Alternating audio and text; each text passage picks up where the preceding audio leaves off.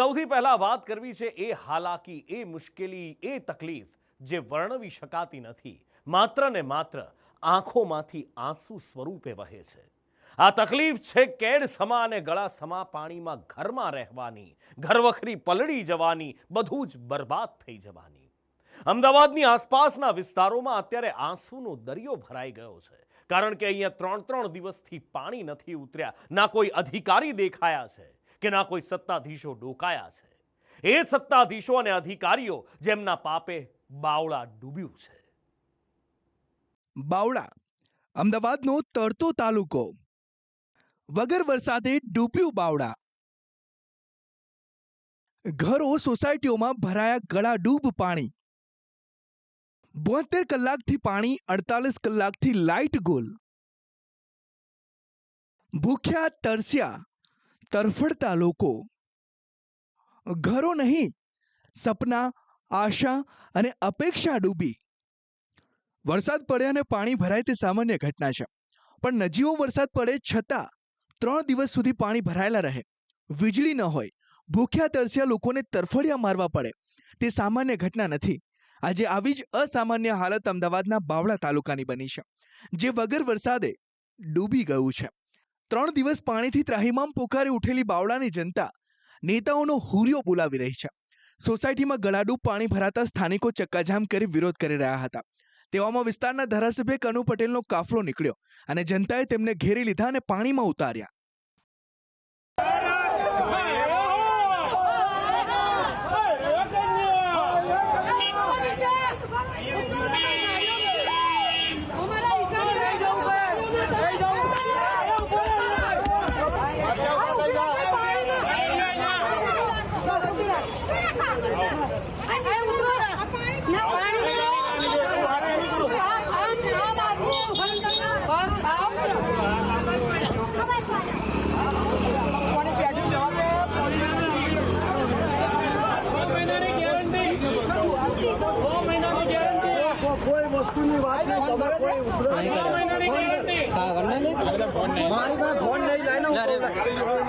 વગર વરસાદે ઘરોમાં પાણી ભરાયા હોય તો લોકો કરે તો કરે શું?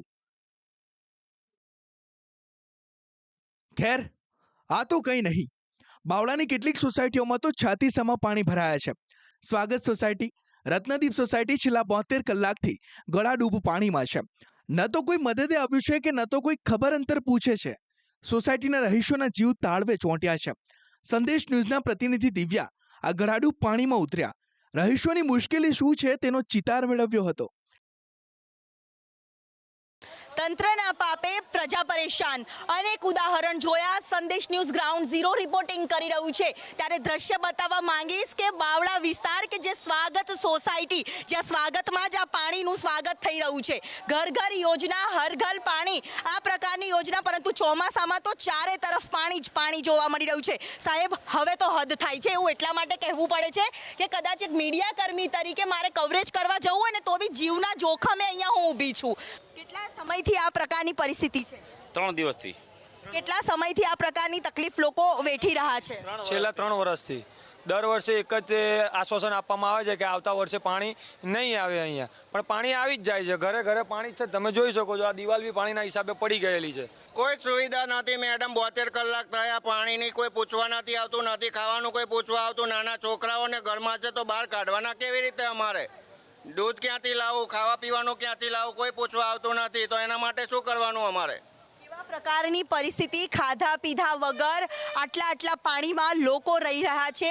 પરિસ્થિતિ ખૂબ જ ખરાબ, પરંતુ આ પ્રશાસન ક્યારે સાંભળશે તે એક મોટો સવાલ. બાવળાના કેટલાક વિસ્તારમાં 3 દિવસે પણ પ્રશાસન તરફથી કોઈ મદદ નથી પહોંચી. ઘરોમાં કેદ થયેલા લોકોને ખાવા પીવાના ફાંફા પડી ગયા છે. લોકો ચોધાર આંસુએ રડી રહ્યા છે.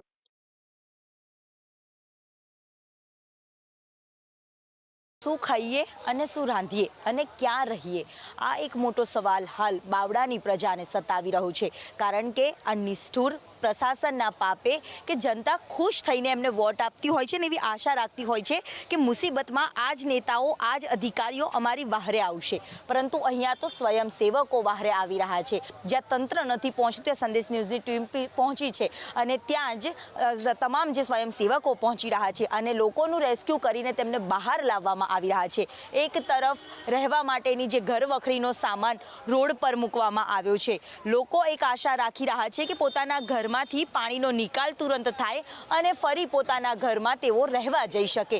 ટીવી સ્ક્રીન પર દેખાઈ રહેલો પરિવાર 3 દિવસથી ધાબા પર ચડીને બેઠો હતો, એ આશા સાથે કે પ્રશાસન તરફથી કોઈ મદદ આવશે, તેમને બચાવશે. પણ હિન્દુ મુસ્લિમને લડાવતા નેતાઓ તો મદદે ના આવ્યા, પણ હિન્દુ મુસ્લિમ જ એકબીજાની મદદે આવ્યા.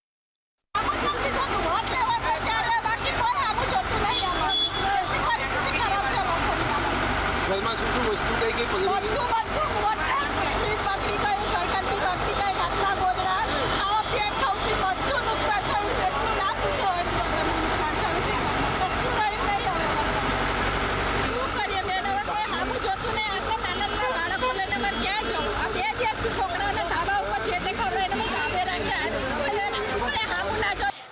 ભાઈબંધને ફોન કરે મનહરભાઈને, જે અમે હિન્દુ છીએ અને એ મુસલમાન છે. ભાઈ એ પોતે જાતે એ અને એમના ભાઈને ફોન કરી લઈને એમના બાળકો લઈને અમને ટ્રેક્ટરથી અમારા ઘર સુધી અમને બધાને છોકરાઓને બહાર કાઢ્યા પહેલાં પછી મને બહાર કાઢી.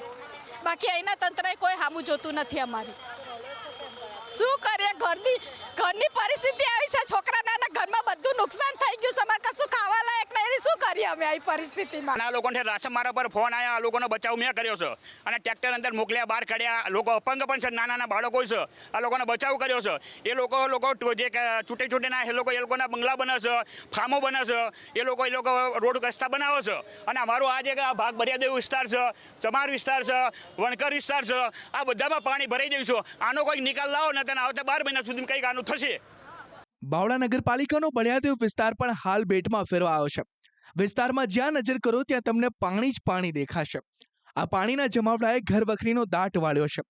સામાન્ય લોકોનું જનજીવન અસ્તવ્યસ્ત કરી નાખ્યું છે. કેટલાક મકાનો પણ આ પાણીના જમાવડાએ તોડ્યા છે. બાવળાના બળિયાદેવ પાસેનો જે વિસ્તાર કે જ્યાં આખો વિસ્તાર પાણીમાં ગરકાવ થયો છે, લોકોના ઘર વખરી છે તે પણ પાણીમાં તણાઈ રહ્યા છે, લોકોના ઘર તૂટી રહ્યા છે. હવે લોકો જાય તો જાય ક્યાં, લોકો ઘર વિહોણા થયા છે ને ઘર ખાલી કરીને પ્રશાસનના પાપે અહીંયાથી પસાર થઈ રહ્યા છે. અનેક લોકો હાલાકી ભોગવી રહ્યા છે, પરંતુ આ વરસાદ બાદ તારાજી સર્જાયેલી છે. 4 એકર પાણી જ પાણી છે અને રાત્રે તેમને ખાવા માટે પૂછવા આવતા અધિકારીઓ હોય કે પછી સત્તાધીશો હોય, તે પાણીના નિકાલ માટે કોઈ જાગતું નથી. લોકો ખાધાના ભૂખ્યા નથી, પરંતુ પાણીનો નિકાલ કરવામાં આવે તેવી જ માંગ અહીંના રહીશો છે તે કરી રહ્યા છે. કારણ કે ક્યારેય આવું પાણી ભરાતું ન હતું. આ કદાચ પહેલી વખત આ પ્રકારની પરિસ્થિતિનો સામનો અહીંના લોકોએ કરવાનો વારો આવ્યો છે. અહીંયા લોકો ઘરમાંથી આ પાણીનો નિકાલ ક્યારે થાય અને ક્યારે અહીંયાથી બહાર નીકળી શકે તે માટેની વ્યવસ્થા શોધી રહ્યા છે. બાવળાના બળિયાદેવ વિસ્તારની હાલત શબ્દોમાં વર્ણવી શકાય તેવી નથી. અફાટ સમુદ્ર વચ્ચે કોઈ ફસાયું હોય તેવી હાલત તેમની બની છે. એટલે કે ટ્રેક્ટરના સહારે નીકળવું પડે છે, કારણ કે ચાલીને જઈ શકાય તેવા પ્રકારની કોઈ પરિસ્થિતિ છે તે અહીંયા જોવા નથી મળતી. અને એ જ પરિસ્થિતિમાં કપરી પરિસ્થિતિમાં રહીશો રહી રહ્યા છે. અહીંયા 15 કિલોમીટરના અંતરમાં ધોળકા વિસ્તાર આવેલો છે, ત્યાં પણ આ પ્રકારની પરિસ્થિતિ છે. ધોળકા પાસેનો જે રોડ છે એ આખો પાણીમાં ગરકાવ જોવા મળી રહ્યો છે. હવે આવી પરિસ્થિતિમાં લોકો ઘર વિહોણા થયા છે. લોકો દુકાન તો ખુલ્લી રાખી છે, પરંતુ વસ્તુઓ લેવા કોણ આવશે? કારણ કે ઘર વખરી તો અહીંયા બળીને પાણીમાં આખી ડૂબી ગયેલી જોવા મળે છે. અહીંયા લોકો સંપર્ક વિહોણા થયા છે. અહીંયા 15થી પણ વધારે મકાનો આવેલા છે.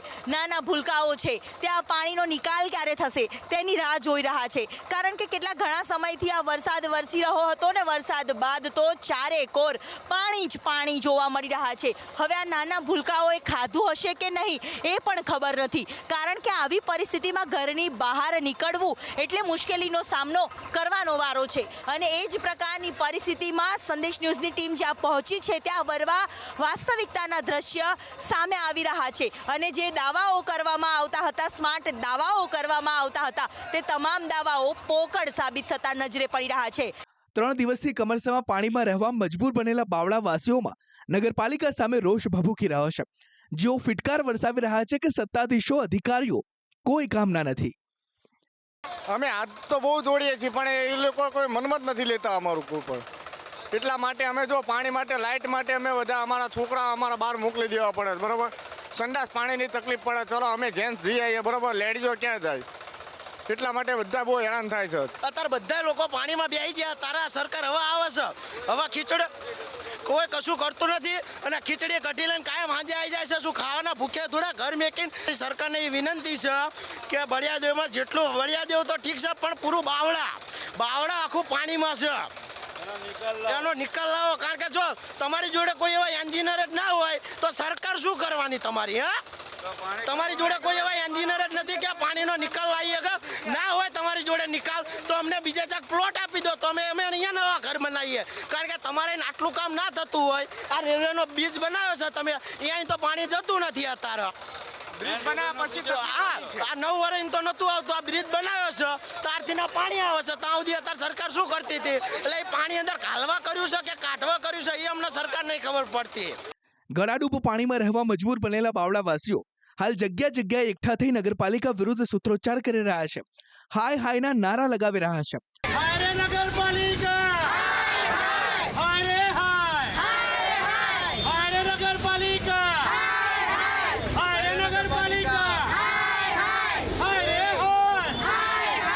રહીશોનો આરોપ છે કે જનતાને ગળાડૂબ પાણીમાં ડૂબાડી સત્તાધીશો આરામ ફરમાવી રહ્યા છે. બધા જ એરિયામાં એટલું પાણી ભરાઈ રહ્યું છે કે બહુ તકલીફ પડે છે અમને. ગઈ સાલે આ રીતે જ પ્રોબ્લેમ હતો. અમે બધી જ રજૂઆત કરી, કલેક્ટર સાહેબ જોડે બધા જોડે અમે રજૂઆત કરી પણ આનો કોઈ નિર્ણય આવ્યો નથી. આ નિર્ણય આવી શકે એવો જ છે પણ લોકો કશું કરી શકતા જ નથી. કેટલા કલાકો સુધી આ વિસ્તારમાં પાણી ભરાઈ રહે છે? 3 દિવસ થયા છે અમારે પાણી ભરાય અને અત્યારે કશું છે નહીં. અત્યારે કોઈ જાતની કોઈ સુવિધા અમારી જોડે રહી નથી. 3 દિવસ આ 24 કલાક ઉપર અમારે લાઇટો જતી રહી છે અને અત્યારે હાલમાં પાણીનું પ્રમાણ એટલું વધી ગયું છે કે અમારે ઘરની જે દિવાલો છે, સોસાયટીની દિવાલો એ ધરાશાયી થઈ ગઈ છે. અમારે અહીંયાથી સાધન આવે છે, સાધનની છાલકો વાગે છે એટલે પાણી સોસાયટીમાં જાય છે. એના હિસાબે ઘરની દિવાલો, સોસાયટીની દિવાલો ધરાશાયી થઈ ગઈ છે અત્યારે હાલ. ફક્ત ને ફક્ત વાયદા કરવામાં આવે છે પાણી આવવાનું છે એવું. નગરપાલિકાના માણસો આવીને કહી જાય કે ભાઈ પાણી આવવાનું છે, તમે સગવડમાં રહેજો. હવે આ જ સાંભળવા માટે એ લોકોને વોટ આપ્યા હતા એ ખબર નથી પડતી. બાવળા નગરપાલિકાને માત્ર ને માત્ર પોતાના જ રોટલા શેકવામાં રસ છે અને પબ્લિકને એવું કહે છે કે ભાઈ અટલ હોલમાં આવી જજો, જમવાની સગવડ કરી છે. આ બધા ભિખારી નથી, તમારી ભીખની જરૂર નથી. અમને અમારો હક છે એ આપો. પાણીની સગવડ તમારે, અમને આ પાણીનો નિકાલ કરવાની જવાબદારી તમારી છે, પબ્લિકની નથી. પબ્લિકે તમને આ માટે વોટ નતો આપ્યો. અત્યારે તમામ કોર્પોરેટર પોતાના મોઢા સંતાડીને ભાગી જાય છે.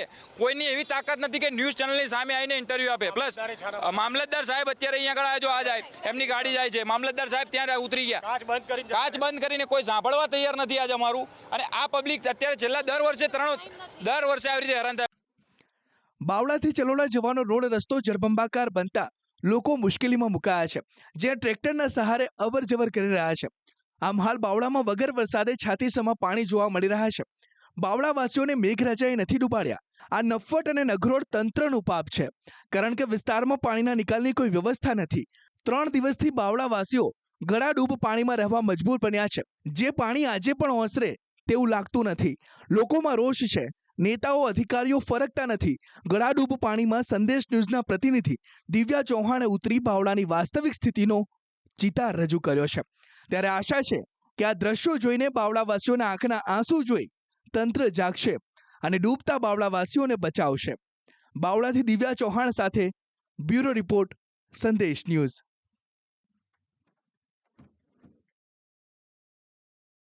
ખેતરોએ જળ સમાધિ લઈ લીધી છે. અમદાવાદનો ગ્રામ્ય વિસ્તાર હોય કે પછી મહેસાણા હોય કે બનાસકાંઠા પણ કેમ ના હોય, ખેતરો એવા છે કે પહેલી નજરે જોઈએ તો એવું લાગે કે કાં તળાવ ભરાયું છે અથવા તો પછી દરિયો ઘૂઘવી રહ્યો છે. રાજ્યમાં 3 દિવસ પહેલા ખાબકેલા વરસાદથી ખાલી ગામડાઓ જ પાણી થયા છે તેવું નથી.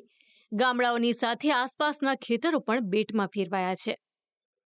ટીવી સ્ક્રીન ઉપર ચાલી રહેલા દ્રશ્યોમાં તમને ચારે તરફ પાણી જોઈને કોઈ સમુદ્ર હોય તેવું લાગતું હશે, પરંતુ આ દ્રશ્યો એ દરિયાના નથી. આ તસવીરો છે અમદાવાદના બગોદરા તાલુકાની, જ્યાં 3 દિવસ પહેલા ખાબકેલા વરસાદી પાણીએ ખેતરોમાં હજુ પણ અડ્ડો જમાવીને રાખ્યો છે. હજારો વીઘાના ખેતરો હાલ આફતના પાણીથી તરબોળ છે, જેનાથી ખેડૂતોને મોંઘા ભાવના બિયારણો નિષ્ફળ જવાનો ડર છે.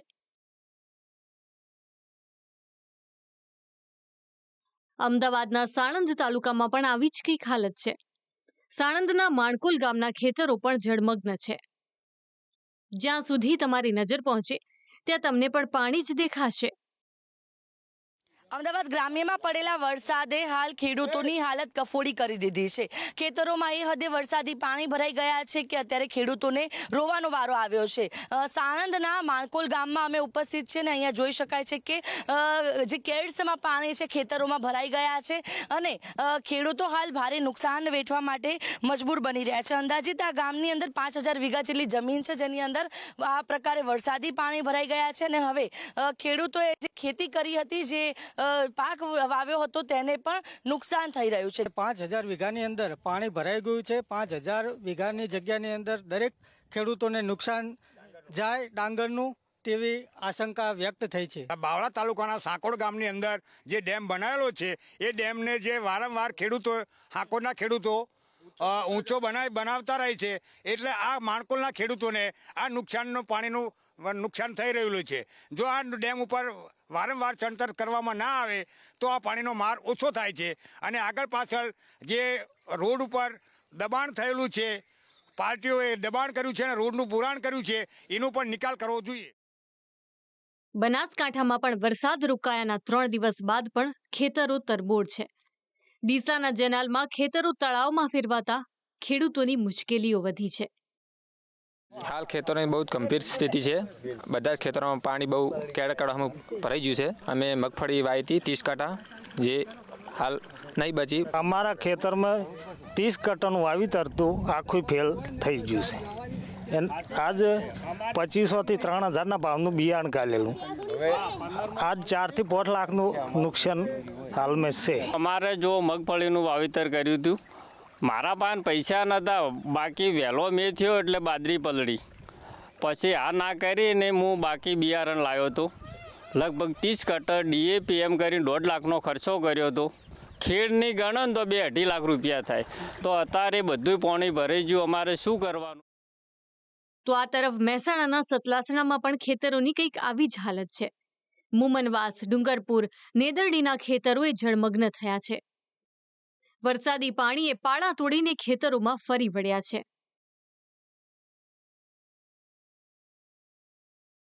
પાણી આપવાથી આ અમુક જે વિસ્તાર જે પાણીના ઢાળવાળા છે ત્યાંના લોકોના ખેતરો તૂટી ગયો છે.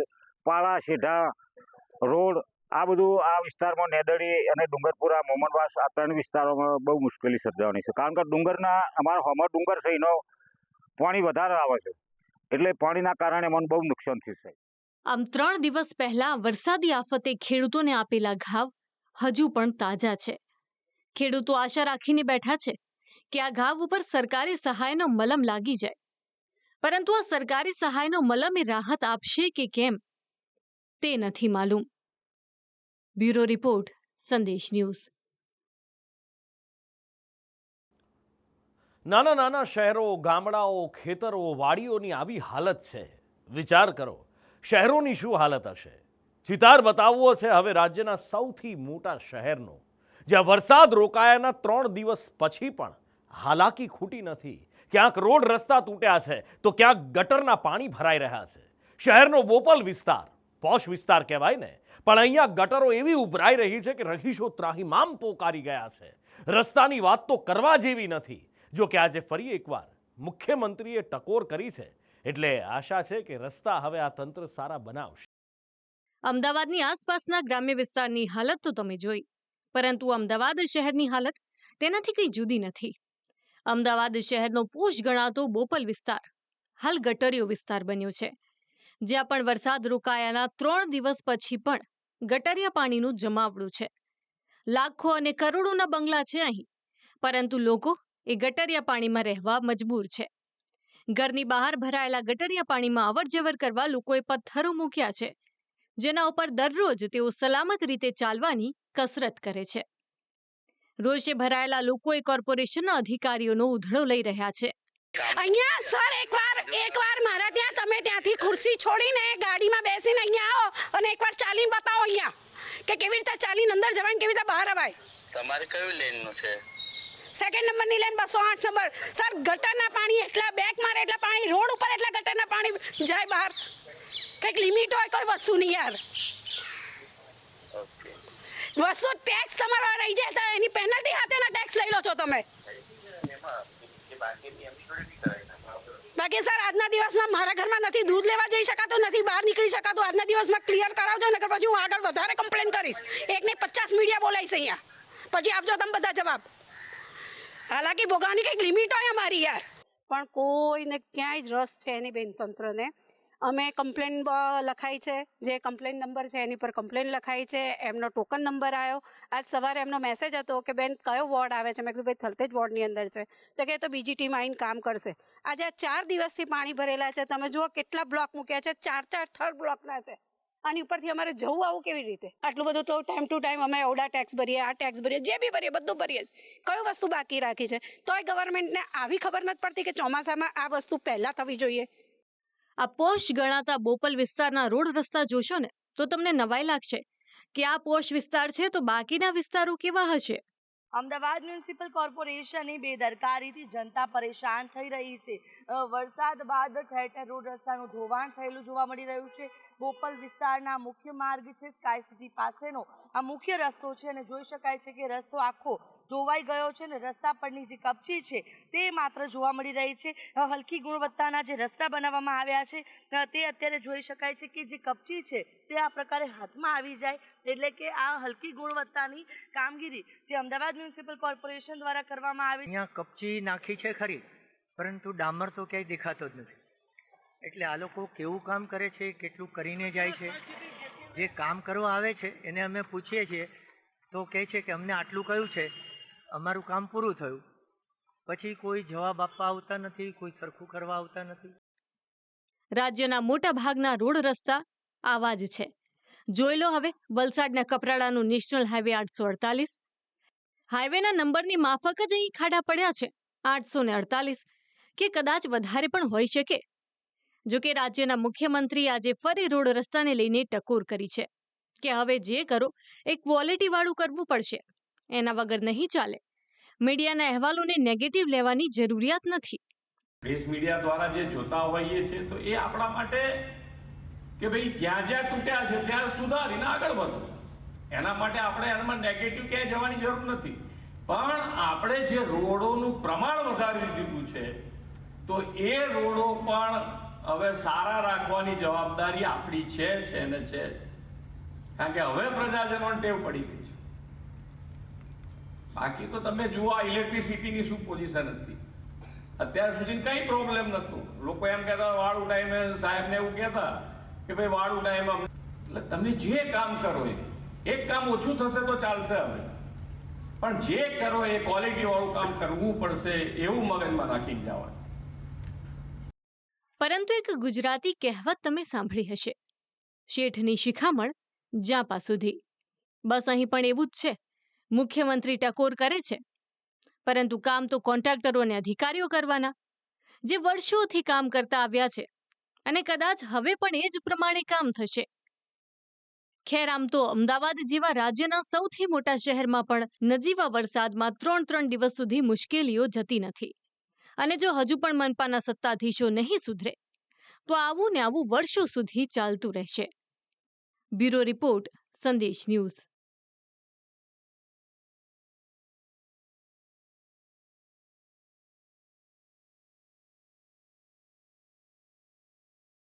એક વેબ સિરીઝ આવી છે પંચાયત. ઘણા બધા પાર્ટ પણ આના સિઝન 1, 2, 3 આવ્યા છે. યાદ છે? જોઈ છે ને? જો એ જોઈ હોય તો તમને એમ થાય કે કાશ અમારી ગ્રામ પંચાયત પણ આવી હોય.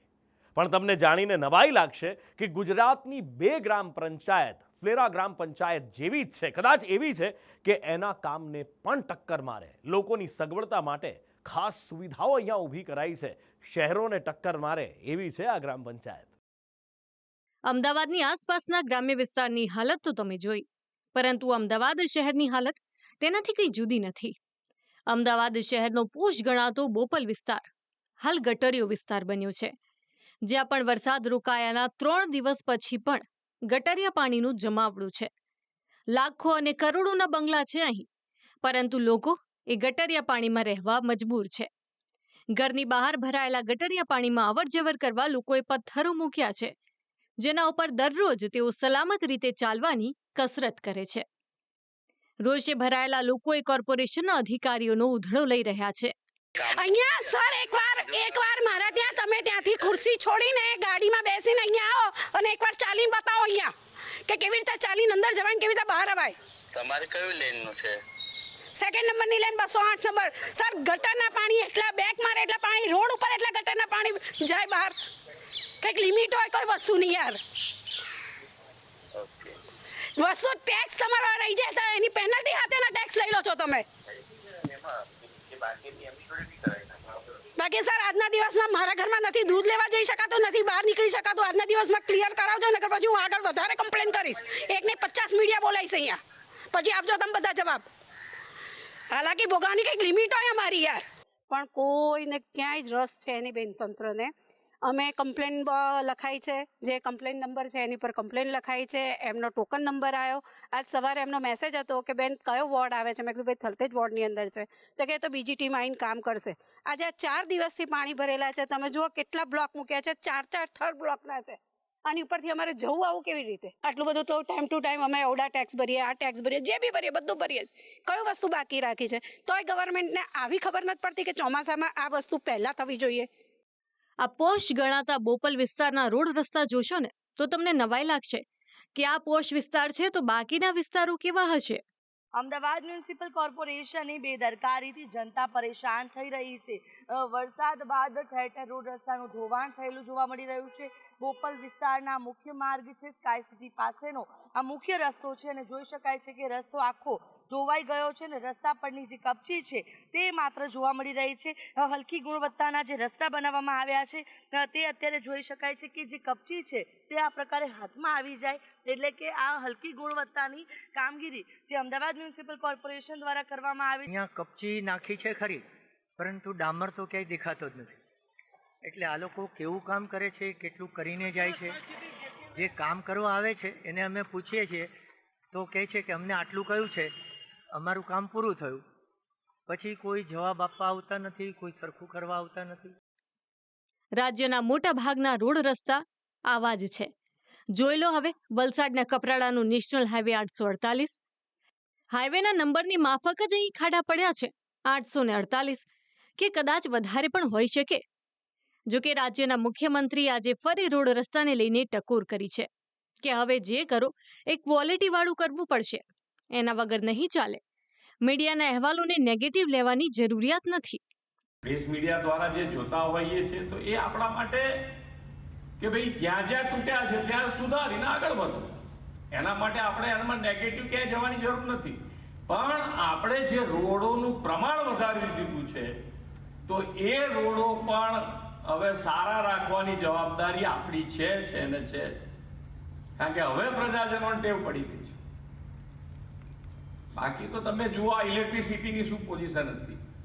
અત્યાર સુધી કઈ પ્રોબ્લેમ નહોતું. લોકો એમ કહેતા વાળું ટાઈમે સાહેબને એવું કહેતા કે ભાઈ વાળું ટાઈમ. એટલે તમે જે કામ કરો એક કામ ઓછું થશે તો ચાલશે હવે, પણ જે કરો એ ક્વોલિટી વાળું કામ કરવું પડશે એવું મગજમાં રાખીને જવાનું.